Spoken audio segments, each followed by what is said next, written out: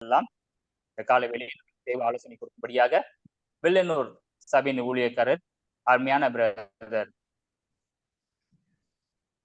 ஆண்பிராட்சை அழைக்கிறேன்.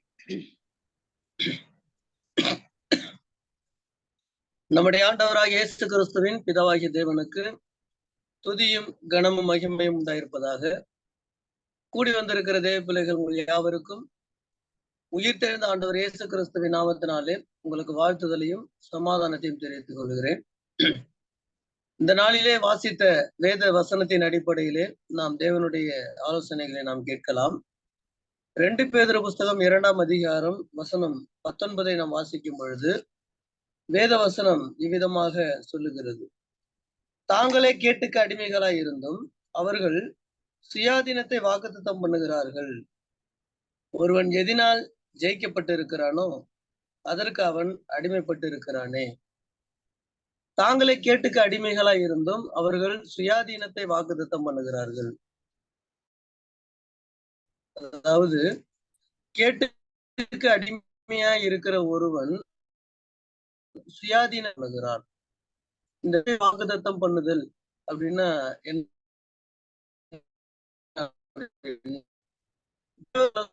தவிர்த்து தன்னுடைய சுய காரியங்களை குறித்து பேசுவது, தன்னுடைய மனதில தீர்மானித்திருக்கிற, தன்னுடைய யோசனையில் இருக்கிற, தன்னுடைய சொந்த காரியங்களை எடுத்து பேசுகிற ஒருவனை தான் சுயாதீன வாக்குத்தத்தம் பண்ணுதல் என்று இங்கு வேதம் சொல்லுகிறதை நாமோ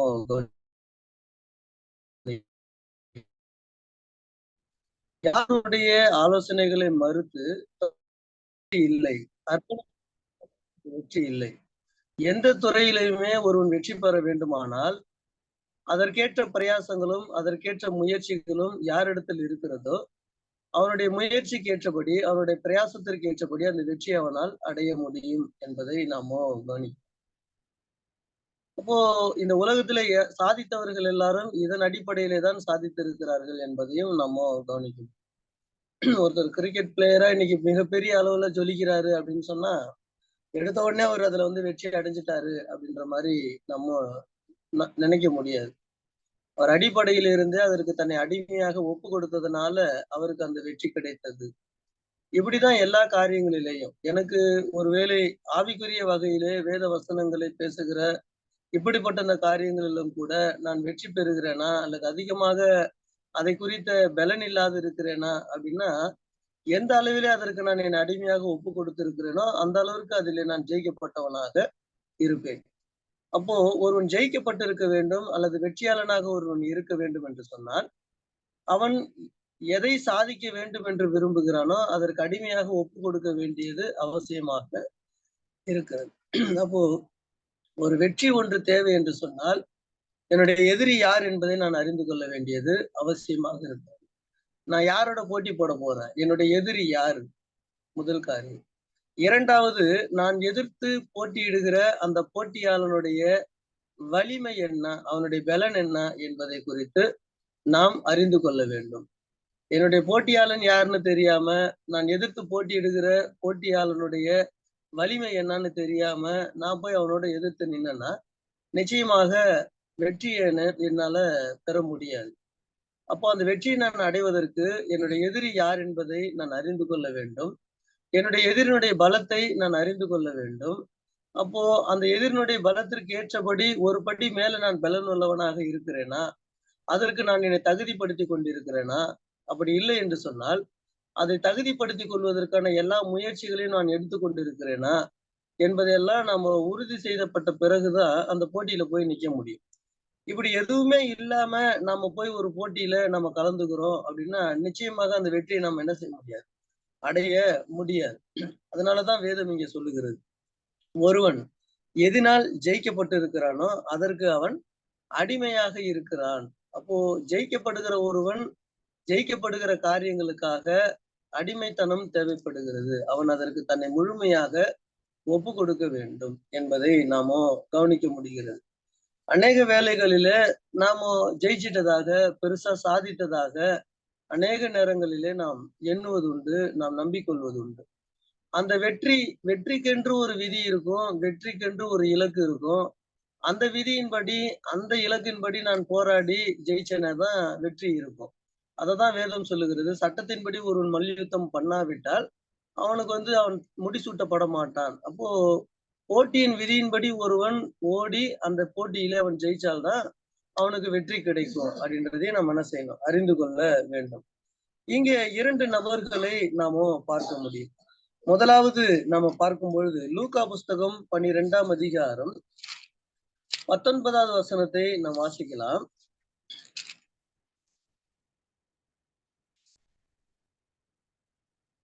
இங்கே ஒரு ஐஸ்வர்யனை குறித்து இங்கே வேதம் சொல்லுகிறதை நாம கவனிக்கிறோம். பின்பு ஆத்துமாவே உனக்காக அநேக வருஷங்களுக்கு அநேக பொருட்கள் சேர்த்து வைக்கப்பட்டு இருக்கிறது, நீ இளைப்பாரி புசித்து குடித்து பூரிப்பாயிரு என்று தன் ஆத்மாவோடே சொல்லிக் கொண்டான் என்று தனக்குள்ளே சிந்தித்து சொல்லிக் கொண்டான்.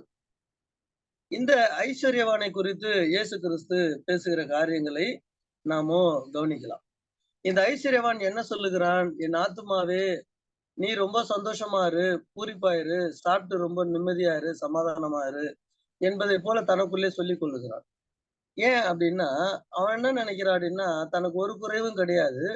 தன்னுடைய வாழ்நாளுக்கு தேவைக்கு அதிகமாகவும் நான் என்ன செஞ்சுட்டேன், நான் சேர்த்து வச்சிருக்கிறேன், எனக்கு ஒரு குறைவும் கிடையாது என்பதை போல அவன் தன் உள்ளத்திலே சிந்தித்துக் கொண்டிருக்கிறான் என்பதை நாம கவனிக்கிறோம். இப்போ எதுக்காக இந்த காரியங்களை நம்ம கவனிக்கிறோம் அப்படின்னா, இந்த ஐஸ்வர்யவான் தன்னுடைய உள்ளத்திலே என்ன சிந்தித்துக் கொண்டிருந்தான்? அவன் என்ன நினைச்சான் அப்படின்னா, தன்னுடைய இருதயத்திலே அவன் ஏதோ பெரியதாக சாதித்து விட்டதாக அவன் நினைத்து கொண்டிருக்கிறான். நம்ம வாழ்க்கையில மிகப்பெரிய அளவுல நம்ம ஜெயிச்சிட்டோம், எனக்கு ஒரு குறைவும் இனிமேல் கிடையாது, என் வாழ்நாளிலே ஒரு குறைவும் கிடையாது, என்னுடைய வாழ்நாளுக்கு என் ஜீவனுக்கு தேவையான எல்லாவற்றையும் நான் என்ன செஞ்சிருக்கிறேன், நான் சம்பாதித்து இருக்கிறேன், அதனால நீ சந்தோஷமா இரு, நீ பூரிப்பாயிரு, நீ கவலையா இல்லாம இரு என்பதை போன்று ஏதோ தான் பெரியதாக சாதித்து விட்டதாக, இந்த பூமியிலே வாழ்நாளுக்கு தேவையான ஜீவனுக்கு தேவையான எல்லாவற்றையும் தான் சேர்த்து வைத்ததுனாலேயே தான் ஜெயிச்சிட்ட ஒரு பெரிய வெற்றியாளனாக அவன் தன்னை எண்ணிக்கொண்டிருக்கிறான். எப்படி அவன் சிந்தித்துக் கொண்டிருக்கையிலே 20வது வசனத்திலே தேவனோ அவனை நோக்கி மதிகேடனே என்று அவர் சொல்லுகிறார். மதிகேடனே, உன் ஆத்துமா உன்னிடத்திலிருந்து இந்த ராத்திரியிலே எடுத்துக்கொள்ளப்படும், அப்பொழுது நீ சேகரித்து வைத்தவைகள் யாருடையதாகும் என்றார். அப்போ மதிகேடனே, இப்போ அவன் தன்னுடைய இருதயத்திலே அவன் என்ன சிந்தித்துக் கொண்டிருந்தான்? அவனுக்கு ஒரு குறையும் கிடையாது, தன் வாழ்நாளுக்கு தேவையான எல்லாவற்றையும் தன்னிடத்தில் இருக்கிறது, நீ ரொம்ப சந்தோஷமா இரு அப்படின்னு அவன் நினைத்து கொண்டான்.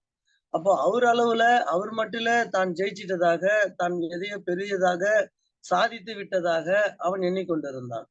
அப்போ அது தேவனுடைய பார்வையிலிருந்து அதை நாம கவனிக்கும் பொழுது தேவன் அதை எப்படி பாக்குறார்? என்னுடைய மனசுல நான் ஏதோ ஜெயிச்சுட்டேன், நான் ஒண்ணும் குறை இல்லாம இருக்கிறேன், நான் ரொம்ப நிம்மதியா இருக்கிறேன், நான் திருப்தியா இருக்கிறேன், நான் யாருக்கு எந்த தீங்கும் செய்யறது கிடையாது, எந்த கெடுதலும் செய்யக்கூடாது, நான் உண்டு, நான் என் வேலை உண்டு என்பதை போன்று தன்னுடைய இருதயத்திலே தனக்கே தானாக சமாதானத்தை சொல்லிக் கொண்டு திருப்தியாகி கொண்டிருக்கிறோமா? இந்த ஐஸ்வர்யவானை நீங்கள் கவனித்து பாருங்கள். அவன் அப்படிதான் நினைத்து கொண்டிருந்தான். தன்னை பெரிய ஒரு வெற்றியாளனாக அவன் நினைத்துக் கொண்டிருந்தான். தான் ஏதோ இந்த பூமியில மிகப்பெரிய சாதனைகளை சாதித்து விட்ட ஒரு சாதனையாளனாக அவன் தன்னை நினைத்துக் கொண்டிருந்தான். ஆனால் தேவனோ அவனை பார்த்து மதிகேடனே என்று சொன்னார். மதிகேடனே, இன்னைக்கு ராத்திரி நீ செத்து போற, நீ சேர்த்து வைத்தவைகள் யாருடையதாகும்? அவனுடைய பொக்கிஷங்கள் எல்லாம் ரோட்ல போறவங்களும் வரவங்களும் தான் என்ன செய்வாங்களாம், எடுத்துட்டு போவாங்க. அப்போ நம்முடைய சிந்தனைகளிலே நம்முடைய நியாயத்தின்படி நான் ஜெயிச்சுட்டேன், நான் ஏதோ சாதித்துட்டேன் அப்படின்னு ஒருவேளை நினைக்கிறோமா? அந்த சாதனையும் அந்த வெற்றியும் தேவனுடைய பார்வையில எப்படி இருக்கிறது என்பதை நாம் என்ன செய்யணும், கவனிக்க வேண்டியது அவசியமாக இருக்கிறது என்பதை நாம பார்க்கிறோம். 2வது ஒரு நபரை நான் உங்களுக்கு காண்பிக்க விரும்புகிறேன். லூக்கா புஸ்தகத்திலே 18ஆம் அதிகாரத்தை நாம் எடுத்துக்கொள்ளலாம். 18ஆம் அதிகாரத்திலே 10-11 வசனங்களை நாம் வாசிக்கும் பொழுது இங்கே 2 மனிதர்களை ஆண்டவராக இயேசு கிறிஸ்து நமக்கு அடையாளம் காட்டுகிறார். அதுல பார்க்கும்போது 2 மனுஷர்கள் ஜெபம் பண்ணும்படி தேவாலயத்திற்கு போனார்கள். ஒருவன் பரிசேயன், மற்றவன் ஆயக்காரன் அப்படின்றத நாம கவனிக்கிறோம். பெரும்பாலும் இந்த ஆயக்காரர்களை அந்த மக்கள் மத்தியில மிகப்பெரிய அளவிலே செல்வாக்கு இல்லாத ஒருவர்களாக இவர்கள் பார்க்கப்படுகிறார். பரிசேயர்கள் அப்படி கிடையாது. மக்கள் மத்தியிலே மிகப்பெரிய அளவிலே செல்வாக்கு பெற்ற மனிதர்களாக அவர்கள் இருந்தார்கள். தேவனுடைய வார்த்தைகளை பேசுகிற, தேவனுடைய சார்பாக நிற்கிற தேவ மனிதர்களாக அக்காலத்துல வாழ்ந்த மக்கள் மத்தியிலே, யூதர்கள் மத்தியிலே இந்த பரிசேயர்கள் பாவிக்கப்பட்டார்கள். ஏன்னா அந்த காலத்துல அவர்கள் வாழ்ந்த நாட்களிலே தேவனுடைய சார்பாக இருந்து தேவனுடைய வார்த்தைகளை பேசுவதற்கு இவர்களை விட்ட ஆள் இல்லை என்பதை போன்ற வேத வார்த்தைகள் நிறைந்த மனிதர்களாகவே, பெருமைக்குரிய மனிதர்களாகவே இவர்கள் என்ன செய்யப்பட்டார்கள், பார்க்கப்பட்டார்கள். இப்போ இந்த இரண்டு மனிதர்களை, தாழ்வாக பார்க்கப்படுகிற ஒரு மனிதனையும் மக்கள் மத்தியிலே செல்வாக்காக பார்க்கப்படுகிற ஒரு மனிதனையும் தேவாலயத்துக்கு முன்பாக போனார்கள் என்று ஆண்டவராகிய இயேசு கிறிஸ்து அங்கே அடையாளப்படுத்துகிறதை நாமும் பார்க்கிறோம். இங்க இரண்டு பேரும் தேவனை நோக்கி ஜெபிக்கிறார்கள். பரிசேயன் என்று, தேவனே, நான் பரிகாரி, அநியாயக்காரர், விபச்சாரக்காரர் ஆகிய மற்ற மனுஷனை போல, இந்த ஆயக்காரனை போல இராதபடிக்கு உம்மை ஸ்தோத்தரிக்கிறேன். வாரத்திற்கு 2 தரம் உபவாசிக்கிறேன். என் சம்பாதியத்திலெல்லாம் தசம பாகம் செலுத்துகிறேன் என்று தனக்குள்ளே ஜெபம் பண்ணினான்.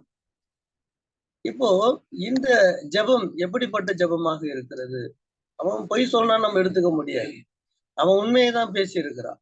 அவன் தேவனுடைய பார்வைக்கு முன்பாக அவன் விபச்சாரம் பண்ணாதவனாக, அநியாயம் பண்ணாதவனாக, தேவனுக்கு பிரியமான காரியங்களை செய்கிற ஒருவனாகவே அவன் இருந்திருக்கிறான். அதுல ஒன்றும் இங்க தவறு கிடையாது. அப்போ நான் உபவாசிக்கிறேன், வாரத்திற்கு இத்தனை முறை நான் உபவாசிக்கிறேன், என் வருமானத்தில் எல்லாவற்றிலும் நான் தசம பாகம் கொடுக்கிறேன், சந்தோஷமான விஷயம், தேவனுக்கு பிரியமான காரியம். இப்போ இந்த பரிசேயன் எப்படிப்பட்டவனாக காணப்படுகிறான்? ஆவிக்குரிய வகையில முன்பு நாம பார்த்தோம், ஏதோ சரீரத்திற்குரிய வாழ்விலே இந்த உலகத்தில் உள்ள எல்லா பொக்கிஷங்களையும் நான் சேர்த்து வைத்திருக்கிறேன், உனக்கு ஒரு குறையும் கிடையாது, நீ சந்தோஷமா இரு அப்படின்னு இந்த உலக ரீதியாக வாழ்ந்து சாதித்த ஒரு மனிதனாக எண்ணின ஒருவனுடைய நினைவுகளை குறித்து நாம பார்த்தோம். அந்த மனிதனே தேவனுடைய பார்வையிலிருந்து என்ன சொல்றாரு? அவன் அறிவு கட்டவன் அப்படின்னு சொல்லி சொல்றாரு. மதிகேடனே, நீ சம்பாதித்து வைத்தவைகள் எல்லாம் யாருக்கு போக போகுது? இன்னைக்கு நைட்டு நீ சாவ போற அப்படின்னு சொல்றாரு. அப்போ அவனுடைய நினைவுகளும் தேவனுடைய நினைவுகளும் இங்கே ஒருமித்து காணப்படவில்லை. இதுல முரண்பாடுகள் இருக்கிறது. அப்போ எப்பொழுதுமே நம்முடைய வாழ்க்கைகள் யாரை சார்ந்து இருக்க வேண்டும் அப்படின்னு சொன்னா, தேவனுடைய சிந்தனைக்கு ஏற்றபடி அது இருக்க வேண்டும். தேவனுடைய நியாயத்திலிருந்து நாம் என்ன செய்யணும்? எல்லா காரியங்களையும் நாம் யோசிக்கிறவர்களாக, சிந்திக்கிறவர்களாக, செயல்படுகிறவர்களாக நாம் இருக்க வேண்டும்.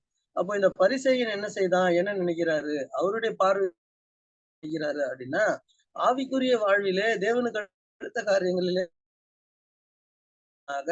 மிகப்பெரிய ஒரு வெற்றியாளனாக அவர் தன்னை எண்ணிக்கொள்ளுகிறார்.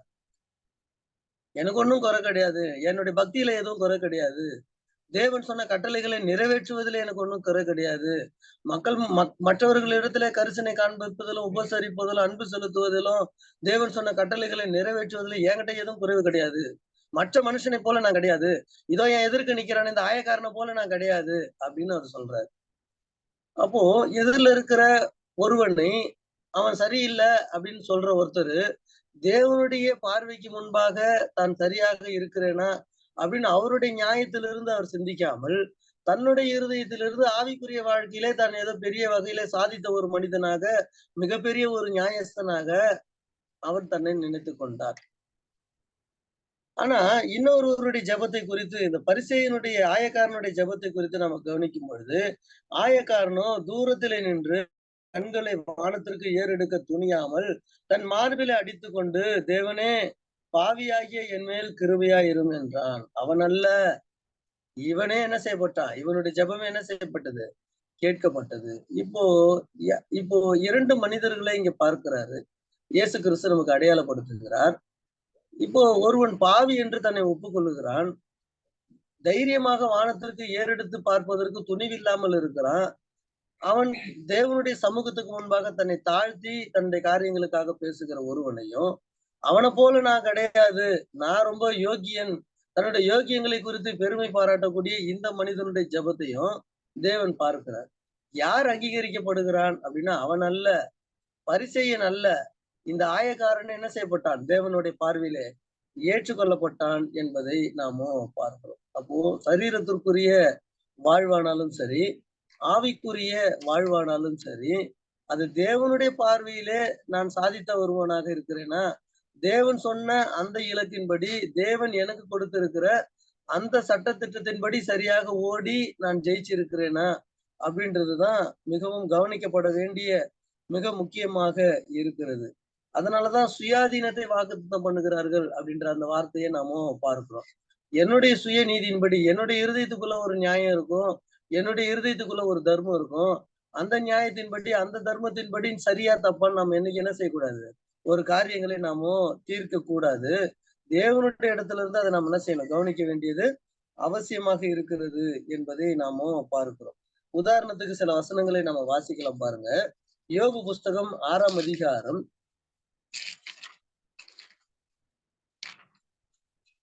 2வது வசனத்தை நாம் வாசிக்கும் பொழுது, யோபு 6ஆம் அதிகாரம் வசனம் 2ஐ வாசிக்கும் பொழுது, என் சஞ்சலம் நிறுத்தப்பட்டு என் நிர்பந்தம் எல்லாம் தராசிலே வைக்கப்பட்டால் நலமாயிருக்கும் என்பதை அவர் இங்க சொல்லுகிறதை நாம பார்க்கிறோம். என் சஞ்சலங்கள் நிறுத்தப்பட்டு என் நிர்பந்தம் எல்லாம் தராசிலே வைக்கப்பட்டால் நலமாயிருக்கும். அப்போ என் சஞ்சலங்கள் நிறுத்தப்பட வேண்டும், என் நிர்பந்தங்கள் எல்லாம் தராசிலே வைக்கப்பட்டிருந்தால் நலமாயிருக்கும் என்று யோபு இங்க சொல்லுகிறதை நாம பார்க்கிறோம். இங்கே தராசிலே வைக்கப்பட வேண்டும். என்னுடைய யோக்கியத்தை, என்னுடைய நியாயத்தை, என்னுடைய நீதியை, என்னுடைய நிர்பந்தத்தை, இவைகள் எல்லாவற்றையும் நான் தராசிலே வைக்க வேண்டும். யார் வச்சிருக்கிற தராசுல?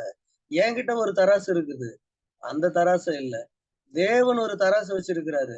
அந்த தராசிலே நிறுத்தி அது எப்படி இருக்கிறது என்பதை நாம் சரிபார்த்து கொள்ள வேண்டியது அவசியமாக இருக்கிறது.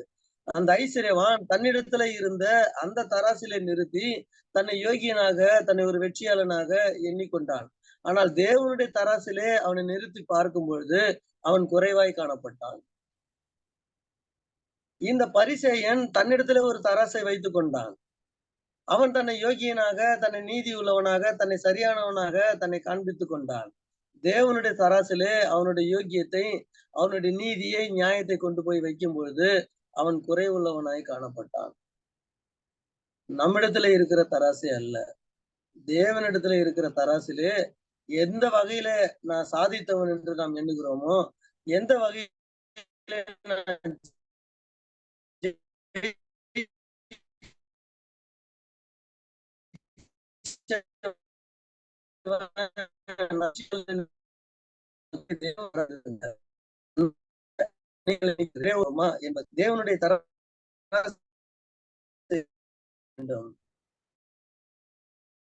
தேவனுடைய தீர்மானிக்கிறதை நாம பார்ப்போம்.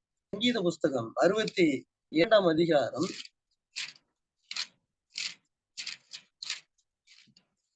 சங்கீதம் 62:9 நாம் வாசிக்கும் பொழுது வேத வசனம் இவ்விதமாக சொல்லுகிறது.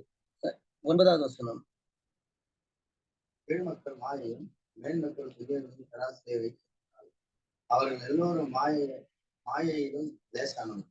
சரி, கீழ்மக்கள் மாயையும் மேல் மக்கள் பொய்யையுமே அப்படின்ற தொடர்ந்து தராசிலே வைக்கப்பட்டால், மேல் மக்களாக இருந்தாலும் சரி, கீழ் மக்களாக இருந்தாலும் சரி, அவர்கள் தராசிலே வைக்கப்பட்டால் அவர்கள் எல்லோரும் மாயையிலும் லேசானவர்களாக இருப்பார்கள்.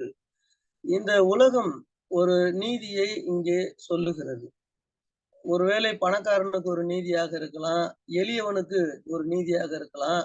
ஆனா தேவனுடைய தராசிலே வலியவனாக இருந்தாலும் சரி, எளியவனாக இருந்தாலும் சரி, அவர் தராசிலே அவருடைய சட்ட திட்டத்தின் மூலமாக நிறுத்தப்படும் பொழுது அதிலே நான் சரியானவனாக, நிறைவுள்ளவனாக நாம் இருக்க வேண்டும் என்பதை நாம கவனிக்கிறோம். அதே மாதிரி தானியேல் புஸ்தகத்துல 5ஆம் அதிகாரம் வசனம் 27ஐ நாம் வாசிக்கும் பொழுது, நீ தராசிலே நிறுத்தப்பட்டு குறைவாய் காணப்பட்டாய் என்று அங்க சொல்லப்படுகிறதை நாம பார்க்கிறோம். அதனால அவரு தன்னுடைய வாழ்க்கையில மிகப்பெரிய அளவில தான் சரியான யோகியனாக, யோக்கியமான ராஜ்யத்தை நிறைவேற்றக்கூடிய ஒரு மிகப்பெரிய ஒரு ராஜாவாக தன்னுடைய இருதயத்தில் அவன் தன்னை எண்ணிக்கொண்டிருக்கும் பொழுது தேவன் சொல்றாரு, நீ தராசிலே நிறுத்தப்பட்டு குறைவாய் காணப்பட்டாய், உன்னுடைய ராஜ்யம் என்ன செய்யப்படுகிறது, மண்டியிடுகிறது, அது பறிக்கப்படுகிறது, அது வேறொருவனுக்கு கொடுக்கப்படுகிறது, அது மேதியனுக்கும் பெர்சியனுக்கும் கொடுக்கப்படுகிறது என்று அங்க சொல்லப்படுகிறதை நாம் இங்க பார்க்கிறோம். அப்போ எந்த ஒரு மனிதனாக இருந்தாலும் சரி, அவங்க கிட்ட இருக்கிற தராசு அல்ல, அந்த தராசிலே மனுஷர்கள் நிறைய எடை போடுற விஷயங்கள்ல பாத்தீங்கன்னா இந்த உலகத்துல நிறைய அயோக்கியத்தனம் நடந்து கொண்டு இருக்கிறதை நாம கவனிக்க முடியும். எந்த மனிதனுடைய தராசுல நியாயமா இருக்கும் அப்படின்னு நம்ம யாரும் என்ன செய்ய முடியாது, சரியான முறையில சொல்ல முடியாது. தராசுல என்னென்ன திருட்டு வேலைகள் செய்ய முடியுமோ, என்னென்ன அயோக்கியத்தனம் செய்து மற்றவர்களை ஏமாற்ற முடியுமோ, அத்தனை வேலைகளும் இந்த உலகம் வைத்துக் கொண்டிருக்கிற அந்த தராசிலே நடந்து கொண்டிருக்கிறதை நாம பார்த்து கொண்டிருக்கிறோம். ஒரு காலகட்டங்களில ஒவ்வொரு தராசு மனிதர்களாலே அறியப்படுகிறது, கண்டுபிடிக்கப்படுகிறது. இந்த தராசுல யாரையும் ஏமாத்த முடியாது. இது சரியா இருக்கும். அதை ஏமாத்துறதுக்கு வேற என்ன செய்ய முடியும்னு அது புது யுக்தியை கையாண்டு அதை ஏமாற்றுகிற இன்னொருவன் என்ன செய்கிறான்? வந்து கொண்டுதான் இருக்கிறான் என்பதை நாம பார்க்கிறோம். அதனாலதான் நீங்கள் எந்த தராசிலே உங்களை நிறுத்த வேண்டும்? தேவனுடைய தராசிலே நாம் நிறுத்தி நாம் சரியானவர்களா, நாம் யோக்கியர்களா என்பதை நாம் என்ன செய்யணும்? நாம் நிலைநிறுத்த வேண்டியது அவசியமாக இருக்கிறது. நான் எதுல ஒண்ணுல நான் திருப்தி ஆயிடுறேன்னா, சரி தேவனுடைய பார்வையில இருந்து இது எப்படி இருக்கிறது? அந்த அந்த அளவுக்கு தேவன் என்ன போதுமானவரா நினைக்கிறாரா? அதுல நான் போதுமானவனா இருக்கிறேனா? என்பதை நாம் என்ன செய்ய வேண்டும்? கவனிக்க வேண்டியது அவசியமாக இருக்கிறது. நாம் தராசிலே நிறுத்தப்பட்டு நிறைவானவர்களாக காணப்பட வேண்டுமானால், நீங்கள் எந்த தராசிலே நிறுத்தப்பட வேண்டும் என்பதை நாம் என்ன செய்யணும்? கவனிக்க வேண்டியது அவசியமாக இருக்கிறது பிரியமானவர்களே. சரி, தொடர்ந்து நம்ம கவனிக்கலாம். வெற்றியாளன் யார்? வெற்றியாளன் யார்? ஒருவன் தன்னை அடிமைத்தனத்திற்கு ஒப்பு கொடுக்கிறானோ, ஒருவன் எதனால் ஜெயிக்கப்படுகிறானோ அதற்கு அவன் அடிமையாக இருக்கிறான். அப்போ ஒருவன் வெற்றி அடைய வேண்டும் என்றால், வெற்றி அடைய வேண்டிய இலக்குக்கு தன்னை அடிமையாக ஒப்பு கொடுக்கிற ஒருவனே ஜெயிக்க முடியும் என்பதை நாம பார்க்கிறோம்.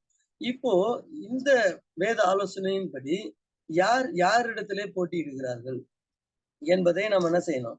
கவனிக்க வேண்டியது அவசியமாக இருக்கிறது. கலாத்தியர் புஸ்தகத்துல 5ஆம் அதிகாரம் 17வது வசனத்தை வாசிக்கும் பொழுது, ஆவி மாம்சத்துக்கு விரோதமாகவும் மாம்சம் ஆவிக்கு விரோதமாகவும் இச்சிக்கிறது அப்படின்ற ஒரு காரியங்களை நாம் அங்கே கவனிக்கிறோம். அப்போ மாம்சம் ஆவிக்கு விரோதமாக, ஆவி மாம்சத்திற்கு விரோதமாக இச்சிக்கிறது அப்படின்னா, என்னுடைய எதிரி யார்? நான் எதிர்த்து போராடுகிற அல்லது நான் வெற்றி பெற வேண்டிய என்னுடைய எதிராளி யார்? அவன் எங்கே நிற்கிறான்? அவன் என்னுடைய எதிரில நிற்கிறானா? என்னுடைய பக்கத்துல இருக்கிறானா? எனக்கு பின்னாடி இருக்கிறேனா? யார் அவன் என்பதை, என்னுடைய எதிராளியை நான் கண்டறிய வேண்டியது அவசியமாக இருக்கிறது. நான் வெற்றி அடைவதற்கு என்னுடைய எதிராளி யாருன்னே தெரியாம நான் ஓடின்னு இருந்தேனாக்கா, நிச்சயமாக அந்த வெற்றி என்பது எனக்கு கிட்டாமல் போகும் என்பதையும் நாம் என்ன செய்யணும்? கவனிக்க வேண்டும். அப்போ நாம் வெற்றி அடைவதற்கு என்னுடைய எதிரி யார் அப்படின்றத நம்ம கவனிக்கணும். சரி, தொடர்ந்து நம்ம வசனங்களை வாசிக்கலாம். ரோமர் புஸ்தகத்துல 7ஆம் அதிகாரத்தை எடுத்துக்கொள்ளலாம். 23 நாம் வாசிக்கும் பொழுது அதில் உள்ள காரியங்களை குறித்து நாம கவனிக்கலாம். பாருங்க. சரி, இங்க 23வது வசனத்தை நாம் வாசிக்கும் பொழுது, ஆகிலும் மனதின் பிரமாணத்திற்கு விரோதமாக போராடுகிற வேறொரு பிரமாணத்தை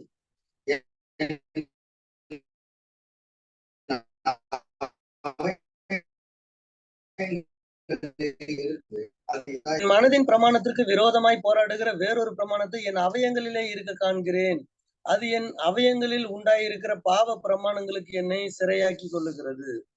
அப்போ இங்கே 2 பிரமாணங்களை குறித்து பேசுகிறார். ஒன்று என் மனதின் பிரமாணம், இன்னொன்று என் மனதின் பிரமாணத்திற்கு விரோதமாய் போராடுகிற வேறொரு பிரமாணம்.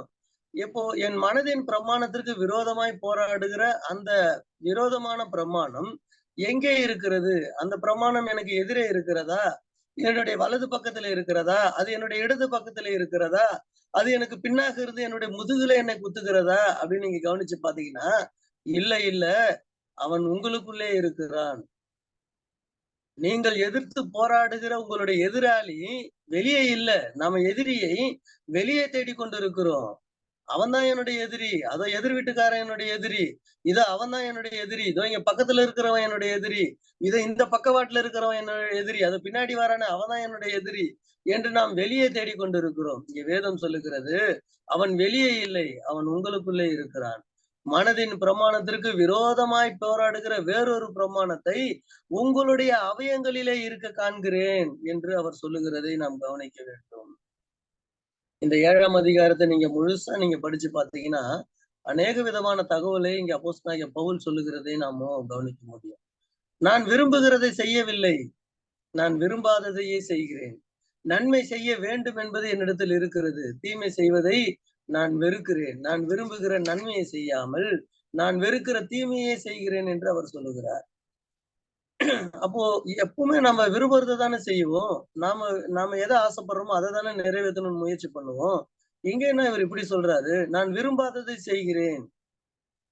நான் வெறுக்கிறதையே நான் செய்கிறேன். நான் விரும்புறதை என்னால செய்ய முடியல.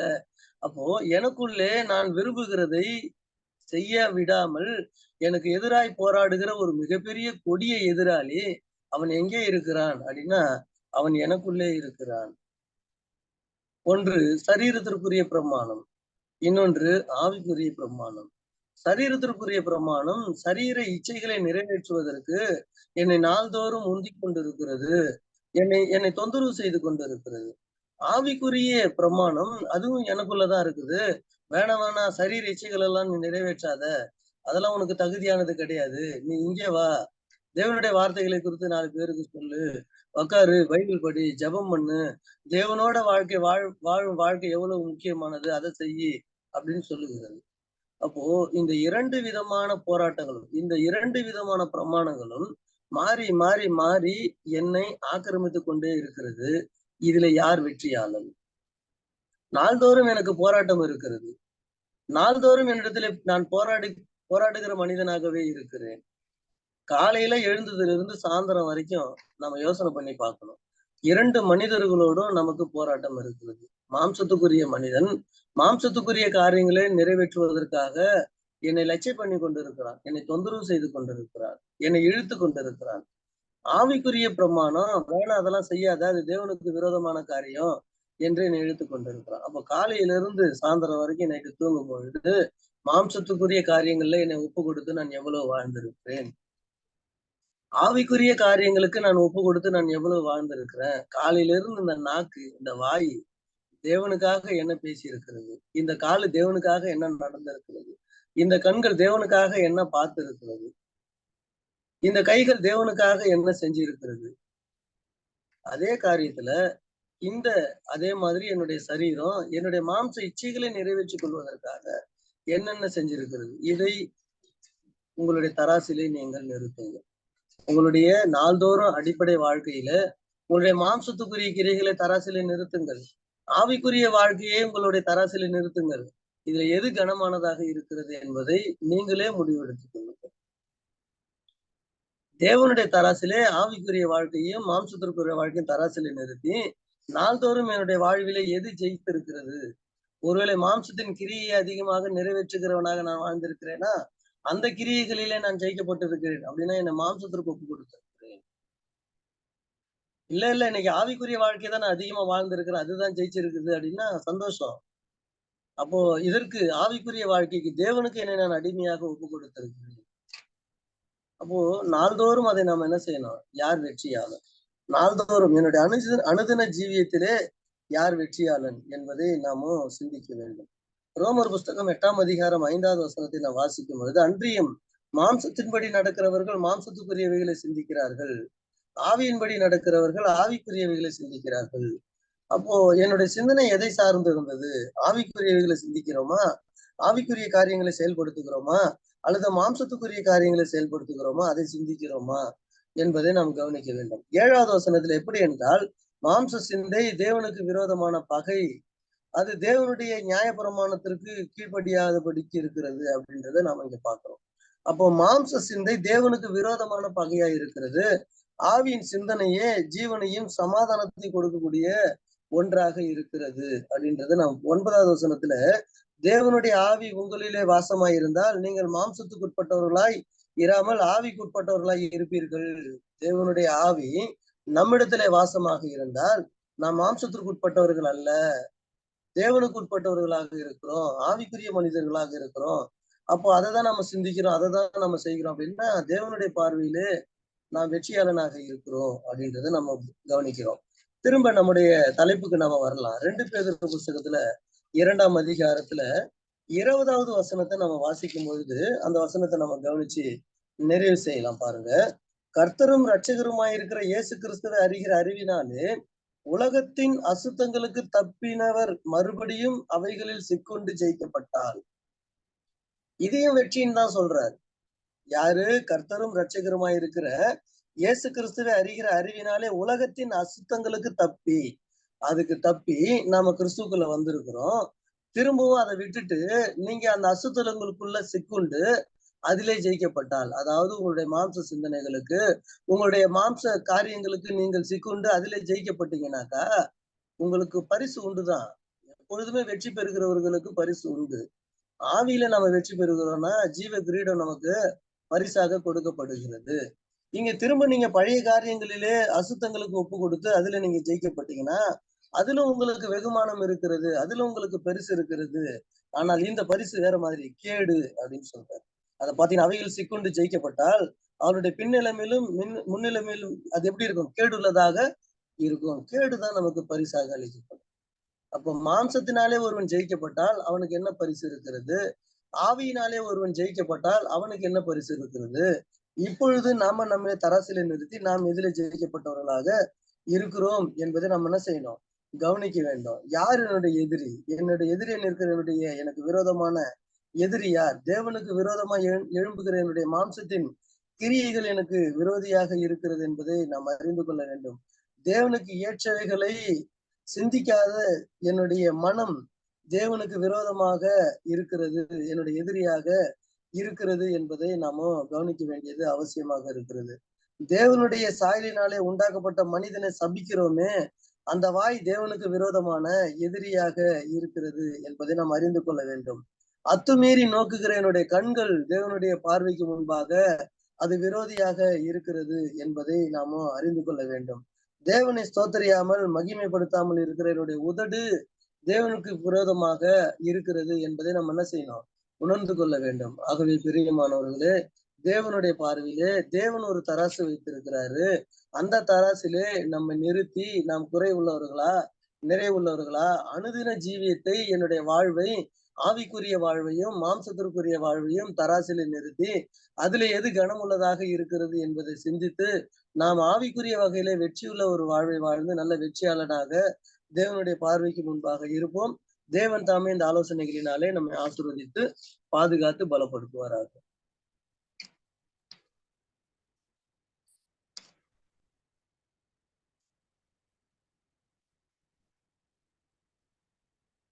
நல்ல ஒரு தெய்வ ஆலோசனையை கேட்டோம். வெற்றியாளர் பத்தி ஒரு தலைப்புல வின்னர்ஸ்னு.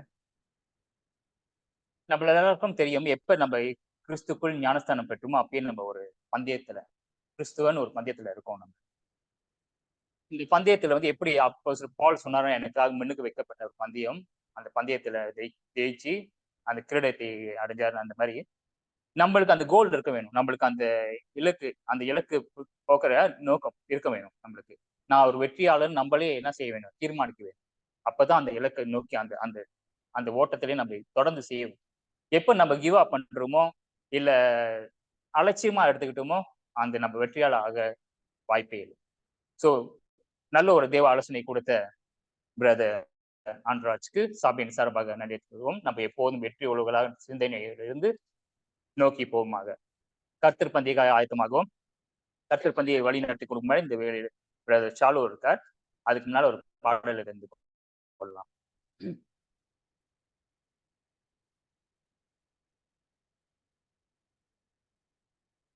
என்னோடு சேர்ந்து பாட மாதிரி கட்டுகிறேன்.